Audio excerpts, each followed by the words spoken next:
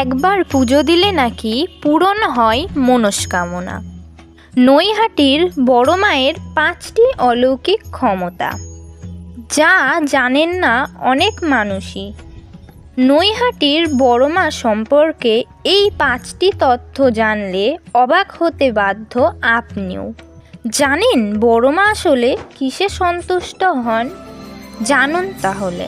নৈহাটির বড় মার অলৌকিক ক্ষমতা আছে। মা প্রচণ্ড জাগ্রত। সমস্ত অসম্ভবকে সম্ভব করতে পারেন মা। সেই কারণেই সকলেই মাথা ঠেকান বড় মার পায়ে। নিরঞ্জনের আগে মাকে দেয়া হয় বিশেষ ধরনের মিষ্টি। আজ মা ভবেশকালী থেকে সকলের বড় মা। নৈহাটির বড় মায়ের 5টি অলৌকিক কাহিনী, যা জানেন না অনেকেই। এই মন্দিরে নাকি একবার পুজো দিলে মনস্কামনা পূরণ হবে আপনার। বড় মায়ের নামের সাথে জড়িয়ে রয়েছে হাজার মানুষের আবেগ। কালী প্রতিমার উচ্চতা প্রায় 14 ফুট, মানে বিরাট বড় আকারের ঠাকুর। কিন্তু নৈহাটির বড় মার অলৌকিক ক্রিয়াকলাপ তার উচ্চতাকেও হার মানায়। আর এই কারণেই প্রতি বছর এই রাজ্য তো বটেই, ভিন্ন রাজ্য থেকেও এবং ভিন দেশ থেকেও কালী পুজোর দিন বড় মার পুজো তার অসংখ্য ভক্তবৃন্দ করেন।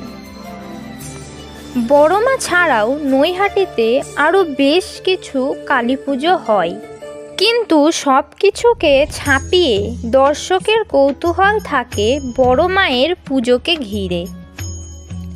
কারণ ভক্তদের বিশ্বাস দেবী বড় মা অত্যন্ত জাগ্রত।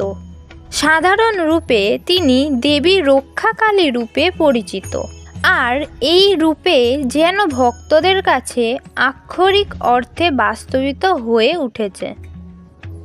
নৈহাটি স্টেশন থেকে পশ্চিম দিকে ঋষি অরবিন্দ রোড ধরে গঙ্গার দিকে কিছুটা এগোলেই বড় মার শতবর্ষ ছুঁই ছুঁই পুজো, যে পুজোর সাথে জড়িয়ে রয়েছে বহু পুরনো দীর্ঘ ইতিহাস। বড় মার নামকরণের কারণ এই ইতিহাসই অগণিত ভক্তর কাছে জানান দেয়। কথিত আছে নৈহাটির বাসিন্দার ভবেশ চক্রবর্তী তার বন্ধুদের নিয়ে একবার নবদ্বীপে গিয়েছিলেন ভাঙা রাস দেখতে। সেখানে প্রতিমার আকার দেখে তিনি ঠিক করেছিলেন বাড়িতে সেই আকারের কালী মূর্তি তিনি নিয়ে আসবেন আর তার পুজো করবেন। সেই মতো চক্রবর্তী বাড়ি সেই থেকে পুজো শুরু হয়। কিন্তু প্রতি বছর প্রতিমার আকৃতি বৃদ্ধির ফলে বাড়িতে এই পুজো করা আর সম্ভব হয়নি।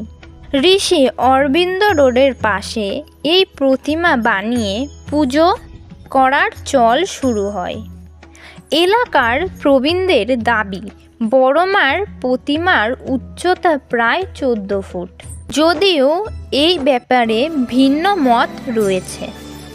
অনেকের মতে আবার রয়েছে 22 ফুটের প্রতিমা, যার নির্মাণ কাজ রীতিমতো কোজাগরী লক্ষ্মী পুজোর দিন থেকে শুরু হয়। শুরুতে এই কালীর নাম ভবেশকালী থাকলেও তা পরে অলৌকিক ক্ষমতার কারণে ভক্তদের কাছে তা বড় মা নামে পরিচিত হন। বড় মার কাছে পুজো দেওয়ার আশায় অনেক দূর দূর থেকে ছুটে আসেন অনেক মানুষ। কিন্তু জানেন কি বড় মা আসলে কিসে সন্তুষ্ট হন? হাজার হাজার মানুষের কাতর আর্তনাদ শোনেন বড় মা। কালী পুজোর দিন দর্শনার্থীরা তা প্রমাণ করে দেয়। অনেকের আবার বিশ্বাস বড় মার কাছে নাকি গণ্ডি কাটলে মনস্কামনা জানালে সেই মনস্কামনা পূরণ হবেই। তাই গঙ্গায় স্নান সেরে ভেজা কাপড়ে গণ্ডি কাটতে কাটতে গিয়ে বড় মার কাছে পুজো দেন অনেকেই।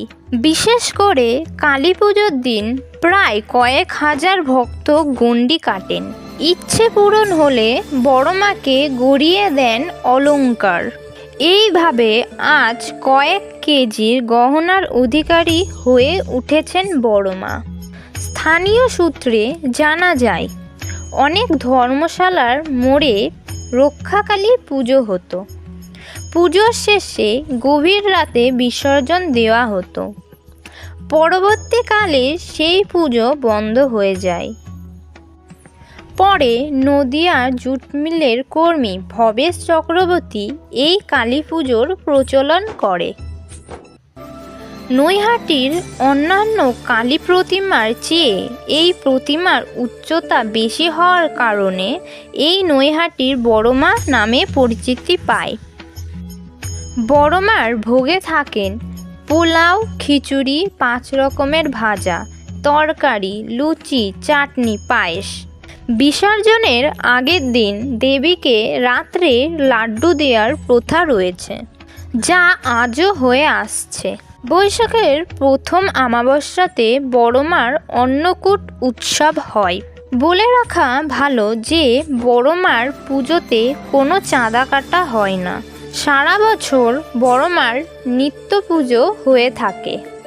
নিরঞ্জনের আগে মার সব অলংকার খুলে ফুলের সাজে সাজিয়ে নিয়ে গিয়ে গঙ্গায় বিসর্জন দেওয়া হয়।